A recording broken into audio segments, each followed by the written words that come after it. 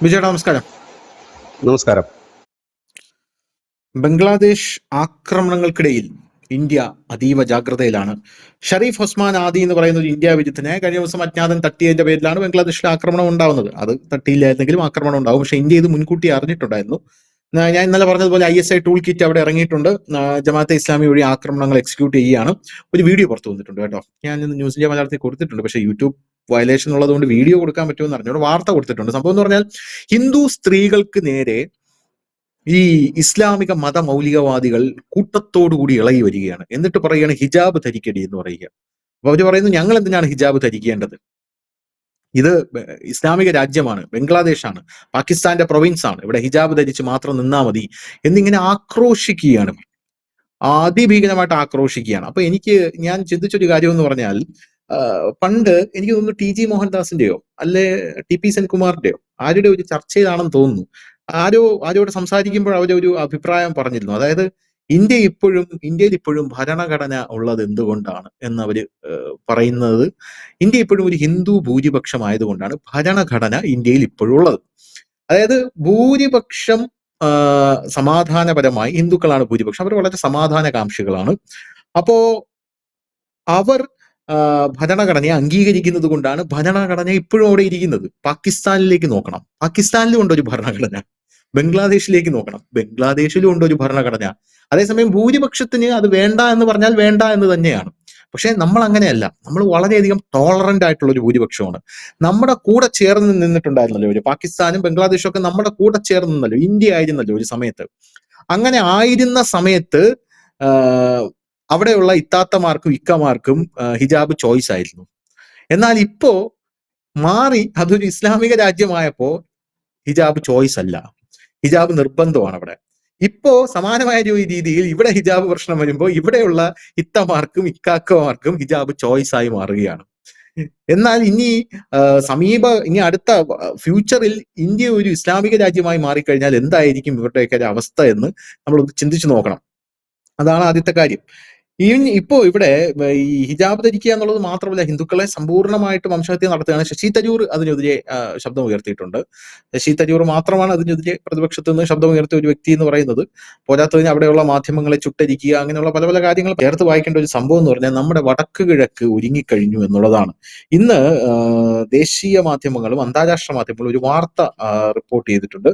ബംഗ്ലാദേശിലെ ആക്രമണങ്ങൾക്കിടയിൽ ഇന്ത്യൻ സൈന്യം ജാഗ്രതയിലാണ്, അതിർത്തിയിലെ ഒരുക്കങ്ങൾ ഈസ്റ്റേൺ കമാൻഡ് മേധാവി അവലോകനം ചെയ്തു എന്നുള്ളതാണ് ആ വാർത്ത എന്ന് പറയുന്നത്. നമ്മൾ നേരത്തെ ഒരു വാർത്ത കൊടുത്തിരുന്നല്ലോ ബിജേട്ടാ, 3 സൈനിക താവളങ്ങൾ നമ്മുടെ ചിക്കൻ നെക്കിന് ചുറ്റും തുടങ്ങുന്നുണ്ടെന്നൊരു വാർത്ത കൊടുത്തിരുന്നു. അപ്പൊ അതുമായി ബന്ധപ്പെട്ട് ഇപ്പോ ബംഗ്ലാദേശിലെ സ്ഫോടനാത്മകമായിട്ടുള്ള സാഹചര്യം ഉടലെടുത്തിരിക്കുന്നു. ഈ സാഹചര്യത്തിൽ അതിർത്തിയിലെ ക്രമീകരണങ്ങൾ അവലോകനം ചെയ്യാനായിട്ട് ഇന്ത്യൻ സൈന്യത്തിന്റെ ഈസ്റ്റേൺ കമാൻഡിന്റെ മേധാവി lieutenant general RC Tiwari Tripura അതിർത്തിയിൽ എത്തിയിട്ടുണ്ട് എന്ന റിപ്പോർട്ടുകൾ പുറത്തു വരുന്നുണ്ട് കേട്ടോ.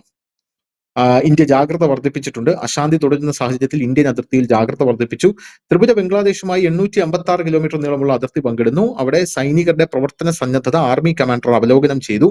ഏത് അടിയന്തരാവസ്ഥയെ നേരിടാൻ സജ്ജരായിരിക്കാൻ അവരോട് നിർദ്ദേശിക്കുകയും ചെയ്തിട്ടുണ്ട്. കേന്ദ്ര സർക്കാർ സ്ഥിതിഗതികൾ സൂക്ഷ്മമായി നിരീക്ഷിക്കുന്നുണ്ട്. ഈസ്റ്റേൺ കമാൻഡിന്റെ ഒഫീഷ്യൽ എക്സ് ഹാൻഡിൽ അവരത് ട്വീറ്റ് ചെയ്തിട്ടുണ്ട്. വിത്ത് ഫോട്ടോസ്, അവർ സജ്ജമായി നിൽക്കുന്ന with all weapons and everything, helicopter അടക്കമുള്ള കാര്യങ്ങൾ, എല്ലാ ആസാം റൈഫിൾസ്, പിന്നെ ആർമി CD റെക്ക്, BSF ഇവരെല്ലാം റെഡി ആയിട്ട് നിൽക്കുന്ന ഇതാണ്. കാരണം ഏത് നിമിഷവും എന്ത് ആക്രമണത്തെയും നേരിടാൻ അവർ റെഡി ആയിട്ട് അവിടെ നിൽക്കുകയാണ്. അതെന്താണ് അങ്ങനെ ഏത് നിമിഷവും എന്ത് ആക്രമണത്തെ റെഡിയായി നിൽക്കാൻ അവർ തയ്യാറായി നിൽക്കുന്നത്? ബംഗ്ലാദേശിൽ ഒരു പ്രശ്നം നടക്കുന്നു, അതവിടെ നടക്കുന്നു, അത് വേറൊരു രാജ്യം. പക്ഷെ അത് നമ്മുടെ രാജ്യത്തേക്ക് വ്യാപിക്കാനായിട്ടുള്ള സാധ്യത ഉണ്ടോ?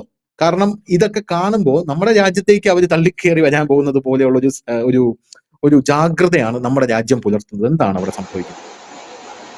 കഴിഞ്ഞ കുറെ ദിവസങ്ങളായി, 2-3 ദിവസമായിട്ട് തള്ളിക്കയറാനുള്ള ഒരു ശ്രമം അവരുടെ ഭാഗത്തു നിന്നുണ്ട്. ഇല്ല എന്നല്ല, ഉണ്ട്. അതിന്റെ വിഷ്വൽസ് എല്ലാം പുറത്തു വന്നിട്ടുണ്ട്, വീഡിയോകളെല്ലാം അവൈലബിൾ ആണ്.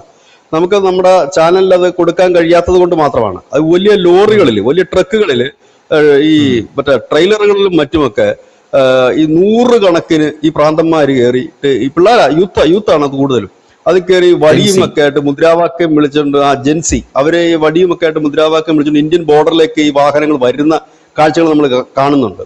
ഇന്ത്യൻ ബോർഡറിന്റെ അവിടം വരെയാണ് വരുന്നത്. അപ്പൊ ഇപ്പുറത്തുനിന്ന് സ്വാഭാവികമായി തന്നെ അവർക്ക് മുന്നറിയിപ്പ് കൊടുക്കുമല്ലോ, ഇനി മുമ്പോട്ട് വരരുത് എന്നുള്ള മുന്നറിയിപ്പ് കൊടുക്കുമായിരിക്കാം. പിന്നെ അങ്ങനെയുള്ള ഇഷ്ടം പോലെ ഒരുപാട് ഈ വിഷ്വൽസുകൾ ഇപ്പൊ പുറത്തു വരുന്നുണ്ട്. കാരണം ഇവർക്ക് ഈ തലയ്ക്കകത്ത് ബോധം ഇല്ലാത്തതുകൊണ്ട് നമുക്ക് ഇന്ത്യൻ അതിർത്തിയിലോട്ട് പാഞ്ഞു കയറാം എന്ന് പറയും. ഇതിന് സമാനമായ രീതിയിൽ തന്നെ കുറച്ചു നാൾക്ക് മുമ്പ് നേപ്പാളിൽ ഈ ജൻസി കലാപം നടന്നപ്പോൾ അവിടുന്ന് ഈ ഖൊരഗ്പൂറിന്റെ സൊണാലി ബോർഡറിലേക്ക് അവിടുന്ന് ഒരു വലിയ വിഭാഗം ഇരച്ചെത്തുകയുണ്ടായി. അതിന്റെ വിഷ്വൽസ് ഇപ്പോഴും അവൈലബിൾ ആണ്. അവിടെ അവർക്ക് സംഭവിച്ചതെന്ന് വെച്ചാൽ ഈ നമ്മുടെ സൊണാലി ബോർഡറിൽ ഇങ്ങനെ വന്ന് അവർക്ക് ഇങ്ങനെ പാഞ്ഞു കയറി ടൂ വീലറിലൊക്കെ ഇങ്ങനെ പാഞ്ഞ് വരികയും ഇപ്പുറത്തെ സൈഡ് നോക്കുമ്പോഴത്തേക്കും നമ്മുടെ ഇന്ത്യൻ മിലിറ്ററി അവിടെ നിപ്പുണ്ട്. അവരൊന്നും അനങ്ങുന്നില്ല, വെറുതെ നിൽക്കുന്നതേ ഉള്ളൂ അവര്. എന്നാൽ വലിയ സന്നാഹങ്ങളൊന്നുമില്ല കേട്ടോ. ഇങ്ങനെ ഗ്യാപ്പൊക്കെ ഇട്ട് ഇങ്ങനെ വളരെ ഇവരെ തടയാനുള്ള രീതിയിൽ പോലും അല്ല എന്നാണ് നമുക്ക് ആ വിഷ്വൽ കണ്ടാൽ മനസ്സിലാകുന്നത്. വെറുതെ നിൽക്കുന്നേ ഉള്ളൂ. ആ വന്നവരൊക്കെ അതേ കണക്ക് യൂട്ടേൺ അടിച്ച് പോകുന്ന ഒരു കാഴ്ച നമ്മളിവിടെ കണ്ടു. അതിന് സമാനമായ സാഹചര്യങ്ങളാണ് ഇന്നലെയും മറ്റും ഉണ്ടായത് ഈ ബംഗ്ലാദേശ് ബോർഡറിലെന്നാണ് ചില നാഷണൽ മീഡിയാസ് റിപ്പോർട്ട് ചെയ്യുന്നത്. അവരതിന്റെ വിഷ്വൽസ് കാണിക്കുകയും ചെയ്യുന്നുണ്ട്. ഇവരിങ്ങനെ വലിയ വാഹനങ്ങളിലും മറ്റുമൊക്കെ ഇന്ത്യൻ അതിർത്തിയിലേക്ക് വരുന്നത്. പക്ഷെ നേപ്പാൾ അല്ല ബംഗ്ലാദേശ്. കാരണം നേപ്പാളികൾക്ക് പറഞ്ഞ കുറച്ച് ബോധം ഉണ്ടാവും. കാരണം ഇപ്പുറത്ത് വന്നു കഴിഞ്ഞാൽ പണി കിട്ടുമെന്നറിയാം. മറ്റവർക്ക് അത് വരില്ല. കാരണം ഈ ഒരു തരം മതഭ്രാന്തമായിട്ട് കയറി വരുന്ന ടീമുകളാണ്. അവിടെ സംഭവിച്ചത് എന്താന്ന് ചോദിച്ചു കഴിഞ്ഞാല് ഇപ്പോഴാണ് അതിന്റെ രഹസ്യങ്ങൾ ചുരുളി കഴിയുന്നത്. ഇന്ത്യ ടുഡേയിൽ ഇന്നൊരു ഒരു വലിയ ലേഖനം ഉണ്ട് ഈ കൊല്ലപ്പെട്ട നേതാവിനെ കുറിച്ചുള്ള ഒരു ലേഖനം. അപ്പൊ ഇവര് പറയുന്നത് ഇന്ത്യയാണ് ഇതിന്റെ പിന്നിൽ, അജ്ഞാതനെ വിട്ടത് ഇന്ത്യയാണ്. എങ്ങനെയാണ് ഇന്ത്യയുടെ പേര് ഇതിലേക്ക് വന്നതെന്ന് ചോദിച്ചാൽ ഈ പോലീസുകാർ പറ്റിച്ചൊരു വലിയ പണിയാണ്. അതായത് ഈ സംഭവം നടക്കുന്നു, പോലീസുകാർ അവർക്ക് ഒരുപക്ഷെ പണിയെടുക്കാൻ കഴിയാത്തത് കൊണ്ടോ ഇല്ലാന്നുണ്ടെങ്കിൽ ആരുടെങ്കിലും നിർദ്ദേശപ്രകാരവുമായിരിക്കാം അവര് പറഞ്ഞത് കൊലയാളികൾ അവർ ഇന്ത്യയിലേക്ക് രക്ഷപ്പെട്ടു എന്നാണ് പറയുന്നത്. ഇന്ത്യൻ അതിർത്തി വഴി ഇന്ത്യയിലേക്ക് പോയി. ഇതാണ് അവിടുത്തെ ഈ ഇന്ത്യ വിരുദ്ധ ഇപ്പോഴത്തെ സംഘർഷങ്ങൾക്ക് ഒരു ആക്കം കൂട്ടിയത്. ഇല്ല തന്നെ അവർ ഇന്ത്യ വിരുദ്ധ പ്രക്ഷോഭങ്ങൾ നടന്നു വരുന്ന ഒരു നാടായിരുന്നു. ആ കൂട്ടത്തിൽ ഇങ്ങനെ ഒരു കഥ കൂടെ അവിടെ പറഞ്ഞു. ഈ കഥയ്ക്ക് ഭയങ്കരമായ പ്രചാരം ലഭിക്കുന്നു. അങ്ങനെ പറയുന്നു. അപ്പൊ അവിടുത്തെ ആളുകളുടെ ഇപ്പോഴത്തെ ഈ പ്രക്ഷോഭം നടത്തുന്ന പ്രധാനപ്പെട്ട ആവശ്യം നിങ്ങൾ അവരെ പിടികൂടി ഞങ്ങൾക്ക് വിട്ടുതരൂ എന്നാണ് പറയുന്നത്. പക്ഷെ ഇന്ന് ഇന്ത്യ ടുഡേയില് മറ്റൊരു വാർത്ത വന്നിട്ടുണ്ട്. അതായത് ഈ അജ്ഞാതൻ എന്ന് പറയുന്ന വ്യക്തിയുടെ പേര് ഹക്കീം എന്നാണ്. അതിന്റെ മുൻപിൽ എന്തോ ഒരു അല്പം പേരൂടെ ഉണ്ട്. ഹക്കീം എന്നാണ്. ഹക്കീം ഈ വെടിവെപ്പ് നടക്കുന്നതിന് മുമ്പ്, അതായത് ഇയാളെ കൊല്ലുന്നതിന് മുമ്പ് തന്റെ കാമുകിയോട് പറഞ്ഞു, നാളെ ബംഗ്ലാദേശ് കത്തി അമരും, വലിയ കലാപങ്ങളുണ്ടാകും, വലിയ പ്രശ്നമുണ്ടാകുമെന്ന് കാമുകിയെടുത്ത് രാത്രിയില് ധാക്കയ്ക്ക് സമീപമുള്ള ഒരു റിസോർട്ടിൽ വെച്ച് പറഞ്ഞു. ഈ കാമുകി പോലീസിന് ഇപ്പൊ മൊഴി കൊടുത്തിട്ടുണ്ടത് അങ്ങനെ പറഞ്ഞിരുന്നു. ഈ കാമുകിനെ കാണുന്നില്ല. അപ്പൊ വെടി വന്നത് സ്വന്തം നാട്ടിൽ നിന്നാ. ഇല്ലെങ്കിൽ പിന്നെ ബംഗ്ലാദേശിലെ ധാക്കയിൽ പോയിട്ട് ഇന്ത്യയിൽ അജ്ഞാതൻ കാമുകിയെ വിളിച്ച് പറയത്തില്ലല്ലോ ഇതെനിക്ക് നാളെ ഇവിടെ കത്തി എരിയും, എന്തൊക്കെ അനിഷ്ട സംഭവങ്ങൾ നടക്കാൻ പോകുന്നു. അപ്പൊ കൃത്യമായ ഒരു പ്ലാനിങ് അവിടെ നടന്നിട്ടുണ്ട് എന്നുള്ളത് യാഥാർത്ഥ്യമാണ്. പിന്നെ അതാണ് ഇപ്പൊ പുറത്തു വരുന്നത്. പക്ഷെ ആ വാർത്തകള് ബംഗ്ലാദേശ് മീഡിയാസ് കൊടുക്കുന്നില്ല. കാരണം ബംഗ്ലാദേശ് മീഡിയാസ് ആകെ ഭയന്നിരിക്കുകയാണ്. അവിടുത്തെ ഈ പറയുന്ന ഡെയിലി സ്റ്റാർ അടക്കം ഉള്ള മാധ്യമ സ്ഥാപനങ്ങളിലേക്കൊക്കെ നിങ്ങൾ ഇന്ത്യ അനുകൂലികളാണോ എന്ന് ചോദിച്ചുകൊണ്ടാണ് അവർ കടന്നു കയറി എല്ലാ മാധ്യമ സ്ഥാപനങ്ങളെയും ഭീതിയിലാഴ്ത്തുകയും തകർക്കുകയും മറ്റുമൊക്കെ ചെയ്യുന്ന വാർത്തകളാണ് അവിടുന്ന് പുറത്തു വരുന്നത്. അപ്പൊ അതുകൊണ്ട് ഇനി അവിടുന്നുള്ള മാധ്യമങ്ങൾ ഇത്തരം ഈ സത്യം പുറത്തു പറയാൻ യാതൊരു സാധ്യതയും നിലവിൽ കാണുന്നില്ല. ഏതായാലും ഇന്നലെ പിന്നെ ഒരു ഹിന്ദു യുവാവിനെ കൊലപ്പെടുത്തിയതിൽ 7 പേരെ ഇപ്പോൾ ബംഗ്ലാദേശ് അറസ്റ്റ് ചെയ്തിട്ടുണ്ട്. അതൊരു കണ്ണിൽ പൊടിയിടൽ തന്ത്രമായിരിക്കും. കാരണം ഇല്ലെങ്കിൽ ഇരു രാജ്യങ്ങളും തമ്മിൽ ഇപ്പോൾ മൂർച്ഛിച്ചിരിക്കുന്ന സംഘർഷം മറ്റൊരു തരത്തിലേക്ക് മാറുമെന്ന് അവർ ഭയപ്പെടുന്നുണ്ട്. കാരണം ഇവിടെയും സമാനമായ രീതിയിലുള്ള ഒരു കാര്യങ്ങൾ അരങ്ങേറാൻ സാധ്യതയുണ്ട് ഇന്ത്യയിലും. ഞാൻ ഒരു കാര്യം ചോദിക്കട്ടെ, എന്തുകൊണ്ടാണ് നമ്മൾ പാകിസ്ഥാനിൽ ഒരുപാട് നടപടികൾ എടുക്കുന്നുണ്ട്, പാകിസ്ഥാനെ ഞെരിക്കാനും പാകിസ്ഥാനെ സാമ്പത്തികമായി തകർക്കാനും പാകിസ്ഥാനെ ലോകരാജ്യങ്ങൾക്കിടയിൽ ഒറ്റപ്പെടുത്താനും എല്ലാം നമ്മൾ ഒരുപാട് കാര്യങ്ങൾ നമ്മൾ ചെയ്യുന്നുണ്ട്. ഇന്ത്യയുടെ പ്രധാനമന്ത്രി തന്നെ പരസ്യമായിട്ട് നേരിട്ട് ചെയ്യുന്ന കാര്യങ്ങളുണ്ട്. പക്ഷെ ബംഗ്ലാദേശിനെതിരെ ഇതുവരെ ഒരു ചെറുവിരൽ ഇന്ത്യ അനക്കിയതായിട്ട് എനിക്ക് തോന്നുന്നില്ല. ആകപ്പാടെ നമ്മൾ കേട്ടിട്ടുള്ളത് മറ്റേ അദാനിയുടെ ഒരു ഇത് കൊടുത്തിട്ടുണ്ടായിരുന്നു, ഇലക്ട്രോണിക് ഇലക്ട്രിസിറ്റി പവർ ഗ്രിഡ്. ആ പവർ ഗ്രിഡ് അത് തന്നില്ലെങ്കിൽ അത് ക്ലോസ് ചെയ്യും, അത് പൈസ തന്നില്ലെങ്കിൽ ക്ലോസ് ചെയ്യും എന്നുള്ളൊരു കാര്യം മാത്രമാണ് അവിടെ പറയുന്നത്. അപ്പോ പൗരത്വ ഭേദഗതി നിയമം നമ്മൾ കൊണ്ടുവന്നത് എന്തിനാണ്? നമ്മൾ കൊണ്ടുവന്നത് ഇത് മഹാത്മാഗാന്ധി പോലും പറയുന്ന കാര്യമാണ്. മഹാത്മാഗാന്ധി പറഞ്ഞിരുന്നു, പിന്നീട് ജവഹർലാൽ നെഹ്റു പറഞ്ഞിരുന്നു, എന്തിന് നമ്മുടെ മൻമോഹൻ സിംഗ് പറഞ്ഞിട്ടുണ്ടായിരുന്നു. കാരണം ഇവിടെ നിന്നും പിരിഞ്ഞുപോയ രാജ്യങ്ങൾ അത് ഇസ്ലാമിക രാജ്യമായി മാറി. ബംഗ്ലാദേശ് ആയിക്കോട്ടെ, അഫ്ഗാനിസ്ഥാൻ ആയിക്കോട്ടെ, പാകിസ്ഥാൻ ആയിക്കോട്ടെ. അപ്പൊ അവിടെയുള്ള ന്യൂനപക്ഷങ്ങൾക്ക് സംരക്ഷണമില്ല. അപ്പൊ അവർ തിരിച്ചു വരികയാണെങ്കിൽ അവരുടെ ലാൻഡാണ് ഇന്ത്യ, അപ്പോൾ അവർക്ക് നമ്മൾ അക്കോമഡേറ്റ് ചെയ്യണം എന്ന് ഇവർ പറയുന്നുള്ള സാഹചര്യമുണ്ട്. അതിനു വേണ്ടിയിട്ടാണ് നമ്മൾ പൗരത്വ ഭേദഗതി പൗരത്വ നിയമം ഭേദഗതി ചെയ്തത്. അവർക്ക് ഇങ്ങോട്ട് വരുമ്പോൾ അവരെ അക്കോമഡേറ്റ് ചെയ്യാനാണ് ചെയ്തത്. അപ്പോൾ അത്രയധികം അവർക്ക് നമ്മൾ ഒരു പ്രാധാന്യം കൊടുക്കുന്നുണ്ട്. അതായത് ഇപ്പോൾ ബംഗ്ലാദേശിലായിരുന്നാലും പാകിസ്ഥാനിലായിരുന്നാലും അഫ്ഗാനിസ്ഥാനിലായിരുന്നാലും അവിടെയുള്ള ന്യൂനപക്ഷങ്ങൾക്ക്, അവിടെയുള്ള ന്യൂനപക്ഷങ്ങൾ എന്ന് പറയുന്നത് ഹിന്ദു ആകാം, ക്രിസ്ത്യൻ ആകാം, ജൈനാകാം, മുസ്ലിം ജൈനാകാം, മറ്റാരുമാകാം. അപ്പോൾ ഇതേ ന്യൂനപക്ഷം ബംഗ്ലാദേശിൽ ഇപ്പോൾ വംശഹത്യക്ക് ഇരയായിക്കൊണ്ടിരിക്കുമ്പോൾ ഇന്ത്യക്ക് വളരെ ഈസി ആയിട്ട് അവരെ രക്ഷിച്ചു കൊണ്ടുവരാൻ പറ്റുമല്ലോ. അല്ലെങ്കിൽ ആക്രമണം നടത്തണ്ട, ബംഗ്ലാദേശിനെ വിരട്ടാമല്ലോ. അല്ലെങ്കിൽ ബംഗ്ലാദേശിൽ ഒരു എന്താ പറയുക, നമ്മുടെ മ്യാൻമറിലൊക്കെ ചുമ്മാ കയറി അടിക്കുന്നുണ്ടല്ലോ. ബംഗ്ലാദേശിലെ മതമൗലികവാദത്തെ തകർക്കാൻ എന്തുകൊണ്ട് ഇന്ത്യക്ക് സാധിക്കുന്നില്ല? അതൊരു ചോദ്യമല്ലേ? രണ്ടും രണ്ട് കണ്ണിലൂടെ കാണേണ്ടി വരും. കാരണം പാകിസ്ഥാൻ എന്ന് പറഞ്ഞു കഴിഞ്ഞാൽ അവിടുന്ന് ഡയറക്റ്റ് ഭീകരവാദം ഇന്ത്യയിലേക്ക് കടത്തിവിടുകയും ഇന്ത്യയിൽ അസ്ഥിരത ഉണ്ടാക്കാനായിട്ട് കാലങ്ങളായി ശ്രമിച്ചുകൊണ്ടിരിക്കുന്ന ഒരു രാജ്യമാണിത്. പ്രത്യക്ഷത്തിൽ തന്നെ അവർ ചെയ്യുന്നുണ്ട്. നിലവിൽ ബംഗ്ലാദേശിൽ നിന്ന് അത്തരത്തിൽ ഭീകരവാദികളെ കടത്തിവിട്ടുകൊണ്ടുള്ള വലിയ രീതിയിലുള്ള അപകടം ഇതുവരെ നിലവിലില്ല. ഒന്ന്. രണ്ടാമത്തെ ഒരു കാര്യം, നമുക്ക് ആ രാജ്യത്തിന്റെ പൗരന്മാരാണ് ഈ ഹിന്ദുക്കൾ എന്ന് പറയുന്നത്. 18% അവിടുത്തെ ഹിന്ദുക്കൾ. അത് ആ രാജ്യത്തിന്റെ പൗരന്മാരാണ്. അപ്പൊ വേറൊരു രാജ്യത്തിന്റെ പൗരന്മാരെ കൊണ്ടുവരിക എന്നുള്ളത് നമുക്ക് അപ്രാപ്യമായ കാര്യമാണ്. ഇവിടെ ഞാനൊരു രസകരമായ ഒരു കാര്യം കൂടെ ഞാൻ പറഞ്ഞുതരാം. മുമ്പ് ഈ ഉക്രൈൻ, ഞാൻ മുമ്പ് പറഞ്ഞിട്ടുള്ളതാണ് ആ ചർച്ച. ഇതിന് സമാനമായ ഒരു ഇതില് ഉക്രൈൻ, പക്ഷെ ഇതല്ല കഥ, മറ്റൊരു കഥയാണ്. ഉക്രൈനിൽ റഷ്യൻസ് ഒരുപാടുണ്ട് അതിന്റെ ബോർഡറുകളിലും മറ്റുമൊക്കെ. അപ്പൊ ഈ ഭാഗം റഷ്യക്ക് വേണമെന്നാണ് റഷ്യ പണ്ട് തൊട്ടേ പറഞ്ഞുകൊണ്ട് 2009 തൊട്ടേ അവരുടെ ഇതാണ്. 2009-ലോ 2011-ലോ മറ്റോ റഷ്യ ഒരു ബുദ്ധിപൂർവ്വം ഒരു നീക്കം നടത്തി. റഷ്യൻ പാസ്പോർട്ട് ഇവർക്ക് കൊടുത്തു. ഉക്രൈനിലുള്ള ഈ ഭാഗത്ത് താമസിക്കുന്നവർക്ക് റഷ്യൻ പാസ്പോർട്ട് കൊടുത്തു. അപ്പൊ സ്വാഭാവികമായിട്ട് തന്നെ ഒരു പാസ്പോർട്ട് ഒരു രാജ്യത്തിന്റെ കിട്ടണമെങ്കിൽ ആ രാജ്യത്തിന്റെ പൗരനായിരിക്കണമല്ലോ. അപ്പോ ഈ റഷ്യൻ പാസ്പോർട്ട് കിട്ടിക്കഴിഞ്ഞതിന് ശേഷം ഈ ഭാഗത്തുള്ള ഈ ഉക്രൈനിലുള്ള ഈ റഷ്യൻസ് അവിടെ പ്രതിഷേധങ്ങളും മറ്റും നടത്തുമ്പോൾ സ്വാഭാവികമായും പോലീസ് ഇടപെടും, അങ്ങനെ സംഘർഷമാകും. അപ്പോൾ റഷ്യ പറഞ്ഞ ന്യായം എന്താണെന്നറിയാം? ഞങ്ങളുടെ പൗരന്മാരെ പീഡിപ്പിക്കുന്നു എന്ന് പറഞ്ഞിട്ടാണ് അടി തുടങ്ങുന്നതെന്ന്. അന്ന് കാരണം പാസ്പോർട്ട് ഉണ്ട്, ഞങ്ങളുടെ പൗരന്മാരാണ് ഇപ്പൊ നിങ്ങൾ അടിക്കുന്നതെന്ന് പറഞ്ഞിട്ടാണ് അന്ന് ആ ഒരു പണി നടത്തിയത്. പക്ഷെ ഇവിടെ നമുക്ക് ആ രീതിയിൽ ചെയ്യാൻ കഴിയില്ല നമുക്ക്. കാരണം ഇവിടെ ചിറ്റഗോങ് അടക്കമുള്ളത് ഹിന്ദു ഭൂരിപക്ഷ മേഖലകൾ തന്നെയാണ്. അപ്പോ ഇതിനകത്ത് ഒരു രാജ്യത്തിന്റെ പൗരന്മാരാണ്. ഇല്ലെങ്കിൽ പിന്നെ ധനുഷ് ആദ്യം പറഞ്ഞതുപോലെ തന്നെ അവർ പലായനം ചെയ്ത് വരികയാണെങ്കിൽ എങ്ങനെയാണ് പാകിസ്ഥാനിൽ നിന്നും അഫ്ഗാനിസ്ഥാനിൽ നിന്നും വന്ന സിഖുകാർക്ക്, ജൈനർക്ക്, ക്രിസ്ത്യൻസിന് പൗരത്വം കൊടുത്തിരുന്നത്? അവരെ നമ്മൾ വിളിച്ചുകൊണ്ട് വന്നതല്ല, അവർ അവിടെ നിന്ന് എത്തുകയാണ് ചെയ്തത്. അവരെത്തിയാൽ അത് സാധ്യമാകും. അത് പറഞ്ഞു കഴിഞ്ഞു, ഹിമന്ത് ബിശ്വ ശർമ്മ പറഞ്ഞു കഴിഞ്ഞിട്ടുണ്ട്, എല്ലാവരും പറഞ്ഞു കഴിഞ്ഞിട്ടുണ്ട്. അവരെത്തിയ മമത ഒഴിച്ച് ബാക്കിയുള്ളവരെല്ലാം പറഞ്ഞു കഴിഞ്ഞു. അവരെത്തിക്കഴിഞ്ഞാൽ അവർക്ക് വേണ്ട സഹായം അവരെത്തുന്നുണ്ട്. വളരെ ചുരുക്കമാണെങ്കിലും അവർ ആ അതിർത്തിയിൽ എത്തുന്നുണ്ട്. അവർക്ക് വേണ്ടി ക്യാമ്പുകൾ തുറക്കുന്നുണ്ട്. സ്വാഭാവികമായിട്ട് നമുക്ക് ചെയ്യാൻ കഴിയുന്നതേ ഉള്ളൂ ഇത്തരക്കാർക്ക് വേണ്ടി. പക്ഷെ ഇത്തരക്കാരെ നമ്മൾ ഇപ്പോൾ ഇങ്ങോട്ടേക്ക് സഹർഷം സ്വാഗതം ചെയ്യുകയാണെങ്കിൽ നിങ്ങൾ കയറിപ്പോരെ എന്ന് നമ്മുടെ രാജ്യത്തിന് ഒരിക്കലും പറയാൻ കഴിയില്ല.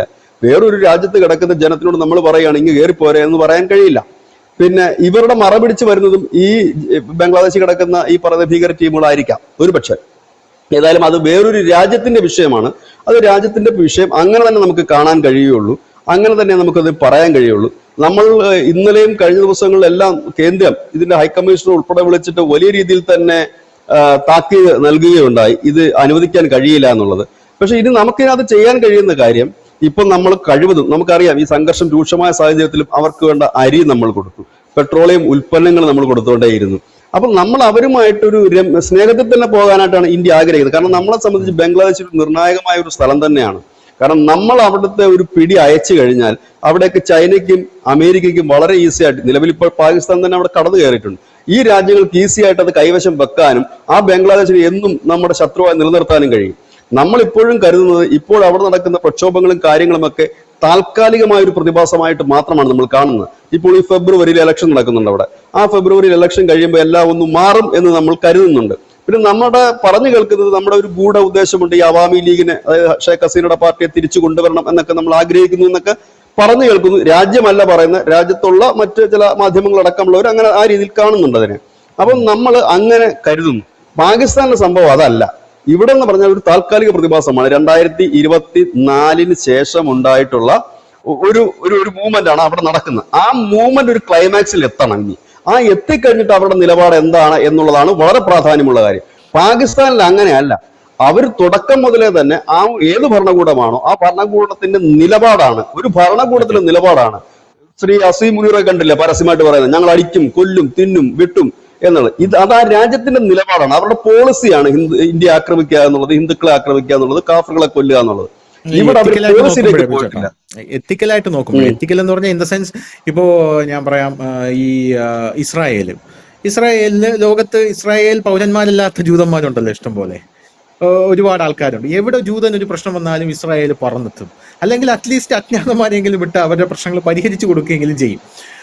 അതുപോലെ അതുപോലത്തെ ഒരു വിഷയം ഉണ്ട്. അപ്പോൾ എത്തിക്കലായിട്ട് നോക്കുകയാണെങ്കിൽ ഒരു മനുഷ്യാവകാശ പ്രശ്നമെങ്കിലും ഇന്ത്യക്ക് ഉന്നയിക്കാൻ സാധിക്കില്ലേ എന്നുള്ളത് ഒരു ചോദ്യമാണല്ലോ. കാരണം നേരത്തെ ബംഗ്ലാദേശ് നേരത്തെ ഹിന്ദു ലൈഫ്സ് മാറ്റർ എന്ന് പറഞ്ഞ് ലോകവ്യാപകമായിട്ട് ഒരു വലിയ മൂവ്മെന്റ് നരേന്ദ്രമോദി നടത്തിയിട്ടുണ്ടായിരുന്നു. പക്ഷെ അതിനുശേഷം അത് ഇതൊന്നും ഉണ്ടായിട്ടില്ല എന്ന് പറഞ്ഞ ഒരു ശമനം ഉണ്ടായിട്ടില്ല എന്നുള്ളതാണ്.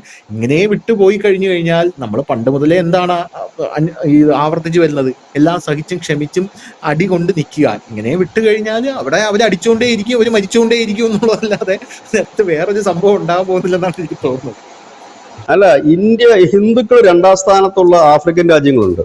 ഗാന പോലുള്ള രാജ്യങ്ങളിൽ ഹിന്ദു ജനസംഖ്യ വലിയ രീതിയിലുണ്ട്. ഇപ്പൊ ഹിന്ദുക്കൾ ഒരുപാട് രാജ്യങ്ങളിൽ ഉണ്ട്, വളരെ ശക്തമായ നിലയിൽ തന്നെ ഉണ്ട്. അപ്പോ സ്വാഭാവികമായിട്ടും അത് അവരുടെ പൗരന്മാരാണ്. അത് ഇവിടുന്ന് ജോലിക്ക് പോയവരല്ല, ജോലിക്ക് പോയവരെ കൊണ്ടുവരാൻ എളുപ്പമാണ്. ഇപ്പൊ നമ്മളൊക്കെ അവിടെ ജോലിക്ക് പോയി ബംഗ്ലാദേശിൽ ഒരു ആക്രമണം നടത്തിയാൽ നമ്മളെ അവിടുന്ന് ഈസി ആയിട്ട് ഇവിടെ കൊണ്ടുവരാൻ പറ്റും. കാരണം നമ്മൾ ഈ രാജ്യത്തിന്റെ പൗരനാണ്. അപ്പൊ സ്വാഭാവികമായിട്ട് നമ്മൾ എത്തിക്കാൻ പറ്റും. ഇത് അവിടുത്തെ പൗരൻ. ഇതിനകത്ത് ഒരു ക്ലൈമാക്സ് ഞാൻ കാണുന്നത്, ഇൻ ഫ്യൂച്ചറിൽ ഇതൊരു വലിയ യുദ്ധത്തിലേക്ക് തീരുകയാണെങ്കിൽ ചിറ്റഗോങ്ങും ആ ചിക്കൻ നെക്കിന്റെ പ്രദേശം പിടിച്ചാൽ തീരുന്ന പ്രശ്നമേ ഉള്ളൂ അവിടെ. കാരണം ഈ വരുന്ന ഹിന്ദുക്കളിൽ, കാരണം ആ ബംഗ്ലാദേശിലെ വലിയൊരു വിഭാഗം ഹിന്ദുക്കൾ അവിടെയാണ്. അവര് നമ്മുടെ അവരുടെ പൗരന്മാര് ബംഗ്ലാദേശിന്റെ പൗരന്മാരാണെന്ന് പറയുന്നത്. അതുകൊണ്ടാണ് ഞാൻ ആദ്യം ഒരു കാര്യം എന്റെ ഒരു ഡൗട്ട് ചോദിച്ചത്. കാരണം മഹാത്മാഗാന്ധി പോലും പറഞ്ഞിട്ടുണ്ട് അവര് ഇന്ത്യക്കാരാണ്, ഭാരതീയരാണ്, അവര് നാളെ തിരിച്ചു വന്നാൽ ഇവിടെ അക്കോമഡേറ്റ് ചെയ്യണം. ആ പേരും പറഞ്ഞാൽ നമുക്ക് 2 അടി കൊടുത്തു വിടും എന്റെ ചോദ്യമായിരുന്നു. ആ പേരും നമ്മളെ പിരിഞ്ഞു പോയതല്ലേ. രാജ്യത്തിന്റെ ചില നിയമങ്ങളെ കൊണ്ടാണ് അത്. പക്ഷെ നമ്മൾ ഇതുവരെ അവരെ ശത്രുവായിട്ട്, ബംഗ്ലാദേശിന് ഇതുവരെ ഒരു ശത്രുതാ മനോഭാവത്തോടെ കണ്ടിട്ടില്ല. അത് ശ്രദ്ധിച്ചാൽ മനസ്സിലാവും. ഈ 2024 തൊട്ട് അവിടുത്തെ നേതാക്കന്മാരുടെ സ്റ്റേറ്റ്മെന്റിന്, ഇവിടുത്തെ ഞാൻ പറഞ്ഞില്ലേ BJPയുടെ ഒരു ബൂത്ത് പ്രസിഡന്റ് പോലും ഒരു മറുപടി കൊടുത്തിട്ടില്ല. നേരെ മറിച്ച് പാകിസ്ഥാന്റെ ഏത് സ്റ്റേറ്റ്മെന്റിനും നരേന്ദ്രമോദി മുതൽ അമിത്ഷാ മുതൽ താഴോട്ട് ഇങ്ങനെ കംപ്ലീറ്റ് എണ്ണം വരുന്നതും പോകുന്നതും ശശി തരൂരും നമ്മൾ വരെ അവർക്ക് മറുപടി കൊടുക്കാറ്. കാരണം നമ്മൾ അവരെ ശത്രുപക്ഷത്ത് കാണുന്ന ഒരു രാജ്യമാണ്. നിലവിൽ നമ്മൾ ബംഗ്ലാദേശിൽ ശത്രുപക്ഷത്ത് ഇതുവരെ കണ്ടിട്ടില്ല. നമ്മൾ ഇപ്പോഴും കരുതുന്നത്, നമ്മളുടെ ഒരു അനാലിസിസ് ഇപ്പോഴും നമ്മൾ കരുതുന്നത്, ഇതെല്ലാം ഒന്ന് കലങ്ങുന്നത് 2-3 ഓപ്ഷൻസ് ഉണ്ട് അവിടെ. ഒന്ന്, അവിടെ ഒരു പട്ടാള ഭരണം, നമ്മൾ മുമ്പ് അവിടെ ചർച്ച ചെയ്തിട്ടുള്ള ഒരുപാട് തവണ, പട്ടാള ഭരണം വരാനുള്ള സാധ്യതകൾ വളരെ കൂടുതലാണ്. അങ്ങനെയെങ്കിൽ അതിന്റെ പിന്നിലും ഇന്ത്യ ആയിരിക്കും. ഇന്ത്യ വെറുതെ ഇരിക്കത്തില്ല എന്നുള്ള കാര്യം 101% ഉറപ്പാണ്. 2, ഇനി ഈ പട്ടാള ഭരണം വന്നതിന് ശേഷം അവിടെ ഒരു സംയുക്ത പാർട്ടികളുടെ ഒരു അലയൻസ് താൽക്കാലികമായെങ്കിലും ഭരണ ചുമതല ഏൽക്കും. അങ്ങനെയാണെങ്കിലും അത് ഇന്ത്യക്ക് അതിനകത്ത് വലിയ നിർണായക റോള് തന്നെ ആ മൂവ്മെന്റിൽ ഉണ്ടാകും എന്ന് നമ്മൾ പ്രതീക്ഷിക്കുന്നു. അതായത് പട്ടാളം അവിടത്തേക്ക് ഭരണത്തിലേക്ക് വരികയാണെങ്കിൽ, അല്ലെങ്കിൽ പട്ടാളം അധികാരത്തിലേക്ക് പിടിക്കുകയാണെങ്കിലും അതിന്റെ പിന്നിൽ ഇന്ത്യക്ക് വലിയ പ്രാധാന്യമുണ്ടെന്ന് നമുക്ക് മനസ്സിലാക്കേണ്ടി വരും. മൂന്നാമത്തെ അവിടുത്തെ ഒരു പ്രധാന വിഷയം എന്ന് വെച്ചാൽ, ഇപ്പൊ നടക്കുന്ന ആ പ്രതിഭാസം അടിച്ചു തീരുകയും തമ്മിൽ തല്ലി ആകെ കുളമായി നിൽക്കുകയും ചെയ്യുന്ന ഒരു സാഹചര്യം വന്നു കഴിഞ്ഞാൽ നമ്മളെ സംബന്ധിച്ച് തലവേദനയാണെങ്കിലും അതിന് ഒരു ശമനം ഉണ്ടാകാം അധികം വൈകാതെ തന്നെ എന്ന് നമുക്ക് പ്രതീക്ഷിക്കാൻ കഴിയും. ഈ 2 കാര്യങ്ങളുള്ളൂ. പിന്നെ ബംഗ്ലാദേശിനെ സംബന്ധിച്ച് പ്രത്യക്ഷത്തിൽ അവർക്ക് ചൈനയുടെ അമേരിക്കയുടെ പിന്തുണ തേടി പോകാനും കഴിയില്ല. ഒരു രാജ്യത്തിനും അങ്ങനെയാണ്. തൊട്ടടുത്ത് കിടക്കുന്ന ഒരു രാജ്യത്തെ വിട്ടിട്ട് പൂർണ്ണമായി വേറൊരു രാജ്യത്തോട് കണക്ട് ചെയ്യാൻ കഴിയില്ല. കാരണം അതിന്റെ മുഴുവൻ സാധനങ്ങളും ഇത് ചേർന്ന് കിടക്കുന്ന ഒരു സ്ഥലമാണ്. അതായത് സിമ്പിളായിട്ട് ഞാൻ പറഞ്ഞു കഴിഞ്ഞാൽ, നമ്മുടെ ഒരു വീട് നിൽക്കുന്ന സ്ഥലം പുരയിടം, അതിന് തൊട്ടപ്പുറത്തൊരു പറമ്പുണ്ട്. ഇവിടുന്ന് നേരെ നമുക്ക് മുകളിൽ കൂടെ ചാടി അപ്പുറത്തോട്ട് പോകാൻ കഴിയില്ല. അവിടെയും കൂടെ കാര്യത്തിൽ എടുത്തുകൊണ്ട് മാത്രമേ നമുക്ക് അങ്ങോട്ടോ ഇങ്ങോട്ടോ മൂവ് ചെയ്യാൻ കഴിയുള്ളൂ. കാരണം ഇതിങ്ങനെ അസ്ഥിരപ്പെട്ട് നിൽക്കാൻ കഴിയില്ല. അപ്പോൾ ഏതായാലും ഇതിന്റെ ഒരു ക്ലൈമാക്സിലേക്കാണ് കാര്യങ്ങൾ പോകുന്നത്. ഒരുപക്ഷെ അതൊരു അതിർത്തിയിൽ ഒരു അടി, എനിക്ക് തോന്നുന്നത് യുഎൻഎസ് സർക്കാർ ആഗ്രഹിക്കുന്നത് ഫെബ്രുവരിയിൽ ഇലക്ഷൻ നടത്താൻ അവർ ആഗ്രഹിക്കുന്നതേ ഇല്ല. തെരഞ്ഞെടുപ്പ് അവർക്ക് അട്ടിമറിക്കണം. അതിനു വേണ്ടിയിട്ടുള്ള ശ്രമമായിരുന്നു ഇപ്പോൾ നടന്നത്. ഇതിന്റെ ഭാഗമായിട്ട് ഒരുപക്ഷെ ഇന്ത്യയുമായിട്ട് ബോർഡറിൽ ഇവരൊരു ചൊറിയാനുള്ള സാധ്യത, യുദ്ധമെന്ന് ഞാൻ പറയുന്നില്ല, ചെറിയ ഏറ്റുമുട്ടലിനുള്ള സാധ്യത കൂടുതലാണ്. കാരണം ഇങ്ങനെ ഒരു ഏറ്റുമുട്ടൽ നടന്നു കഴിഞ്ഞാൽ നിലവിലുള്ള ഭരണസമിതിക്ക്, അതായത് ഈ യുഎൻഎസിന് ഇനിയും തുടരാൻ കഴിയും. കാരണം ഒരു വാറ് നിൽക്കുമ്പോൾ ജനം യുഎൻഎസിന്റെ പിന്നിൽ അണിനിരക്കും, യുഎൻഎസ് ലീഡ് ചെയ്യേണ്ടി വരും. അങ്ങനെ നിൽക്കുന്ന ഒരു സാഹചര്യത്തിൽ യുഎൻഎസിന് കുറെ ഡയലോഗ് അടിച്ച് മുമ്പ് നിൽക്കാം. പക്ഷെ ഇപ്പോൾ യുഎൻഎസിന്റെ ഞാൻ ഇപ്പൊ കണ്ടിരിക്കുന്ന ഈ ഒരു വിഷയത്തിൽ ഞാൻ കണ്ടിരിക്കുന്ന ഒരു നിലപാട് ശരിക്കും യുഎൻഎസ് അല്പം ചേഞ്ച് ചെയ്തിട്ടുണ്ട്, അല്ലെങ്കിൽ ചേഞ്ച് ആയിട്ടുണ്ട്, ഇല്ലെങ്കിൽ എവിടുന്ന് ഒരു നല്ല ഭീഷണി പുള്ളിക്ക് വന്നിട്ടുണ്ട്. കാരണം ഈ നമ്മൾ കണ്ടതാണ്, ഇതിന് മുമ്പ് അവിടെ ഹിന്ദു വംശഹത്യ നടക്കുമ്പോൾ അവിടുത്തെ പ്രതികളെ ആരെയും പോലീസ് പിടിക്കാറില്ലായിരുന്നു. ജയിലിൽ കിടന്നവരെ പോലും തുറന്നു വിട്ടിട്ട ചരിത്രം ബംഗ്ലാദേശിലുണ്ടെങ്കിൽ ഈ കഴിഞ്ഞ ദിവസം അവിടെ നടന്ന ഹിന്ദു യുവാവിനെ കൊന്ന അതിൽ 7 പേരെ ബംഗ്ലാദേശ് അറസ്റ്റ് ചെയ്യാൻ തയ്യാറായിട്ടുണ്ട്. ബംഗ്ലാദേശ് സർക്കാർ പറഞ്ഞൊരു സ്റ്റേറ്റ്മെന്റ് ആണ് എന്നെ അത്ഭുതപ്പെടുത്തിയത്. അവർ പറയുന്നത് കിംവദന്തികൾക്ക് ചെവി കൊടുക്കരുത്, പിന്നെ നിങ്ങൾ സമാധാനത്തിൽ പോകണം, ശാന്തതയിൽ പോകണം. ഇത് ആദ്യമായിട്ടാണ് ഞാൻ കേൾക്കുന്നത്. മുമ്പ് അങ്ങനെ പറയില്ല ഇവര് മാക്സിമം എരുതിയിൽ എണ്ണ ഒഴിക്കാൻ. അപ്പൊ അങ്ങനെ പറയണമെന്നുണ്ടെങ്കിൽ അവിടെ ഇന്ത്യ പോലൊരു രാജ്യത്തിന്റെ ശക്തമായ ഒരു മുന്നറിയിപ്പോ താക്കീതോ അവർക്ക് കിട്ടിയിട്ടുണ്ടാകണം. ഇല്ലെങ്കിൽ അവർക്ക് ചെയ്യാം. കാരണം അവരുടെ കൂടെ നിൽക്കുന്ന മറ്റു രാജ്യങ്ങൾ ഏതാണ്? ചൈനയാണ്. ചൈന പറയുമോ ഇങ്ങനെ സമാധാനത്തിൽ പോകണമെന്ന്? അമേരിക്ക പറയോ? ഇല്ല. പാകിസ്ഥാൻ പറയോ? ഇല്ലെന്ന്. അപ്പൊ ആരെങ്കിലും ഒരു മുന്നറിയിപ്പ് കൊടുത്തിട്ടുണ്ടാവുമല്ലോ. അടങ്ങി ഒതുങ്ങി നിന്നില്ലെങ്കിൽ ചിലപ്പോൾ പരിപാടി മാറും, ഇല്ല പണി മാറും. കാരണം അവരുടെ നമ്മുടെ ആളുകള് അവിടെ ഉള്ളതുപോലെ തന്നെ അവിടുത്തെ ബംഗ്ലാദേശികൾ ഇവിടെ അനവധിയുണ്ട്. ഏതാണ്ട് 2 കോടി അടുത്തുണ്ടെന്നാണ് പറയുന്നത്. അപ്പം ഇങ്ങനെ നിൽക്കുന്ന ഒരു സാഹചര്യം ഉണ്ട്. എന്തായാലും ഇത് ഞാൻ ആദ്യമായിട്ടാണ് കേൾക്കുന്നത്. 2024 ശേഷം ആദ്യമായിട്ട് ബംഗ്ലാദേശ് സർക്കാരിന്റെ ഭാഗത്ത് നിന്ന് അവർ കർശന നടപടികളൊക്കെ എടുക്കുകയില്ലെന്നെങ്കിലും അറിയില്ല, സ്റ്റേറ്റ്മെന്റുകൾ, ഇത്തരം ഒരു സ്റ്റേറ്റ്മെന്റുകൾ വരുന്നത് വലിയ ആശ്വാസകരമാണ്. അത് മാത്രമല്ല, മുമ്പെങ്ങും ഇല്ലാത്ത രീതിയിലാണ് ഇന്ത്യയുടെ നിലപാട് ഇപ്പോൾ എടുത്തിരിക്കുന്നത്. അതിന് ഞാൻ 1-2 തെളിവുകൾ പറയാം. ഒന്ന്, അവിടുത്തെ ഹൈക്കമ്മീഷൻ ഓഫീസുകളൊക്കെ അടച്ചങ്ങ് പൂട്ടി. സാധാരണഗതി ഇന്ത്യ ഒരു രാജ്യത്തും അങ്ങനെ ചെയ്യാറില്ല. പാകിസ്ഥാനിൽ തന്നെ നമ്മൾ അവസാന നിമിഷമാണ്, പകൽഗാമം കഴിഞ്ഞ് എല്ലാം കഴിഞ്ഞിട്ടാണ് നമ്മൾ അവസാനം അത് പിൻവലിക്കുന്ന സാഹചര്യം വന്ന്. ഇവിടെ അങ്ങനല്ല ചെയ്തത്, കർശനമായൊരു നിലപാടെടുത്തു. അതുപോലെ തന്നെ ബംഗ്ലാദേശിന്റെ ഹൈക്കമ്മീഷനെ വിളിച്ചു വരുത്തിയ ഒരു താക്കീത് ഇന്ത്യ നൽകുകയുണ്ടായിട്ടുണ്ട്. ഇങ്ങനെയൊക്കെ ഉള്ള കാര്യങ്ങളിലേക്കാണ് കാര്യങ്ങൾ പോകുന്നുണ്ട്. ഏതായാലും നമുക്ക് വരും ദിവസങ്ങളിൽ കൂടെ അതിന്റെ ഫോളോ അപ്പ് പരിശോധിക്കുമ്പോൾ ഇത് എങ്ങോട്ടാണ് പോക്ക് എന്ന് മനസ്സിലാക്കാൻ കഴിയും.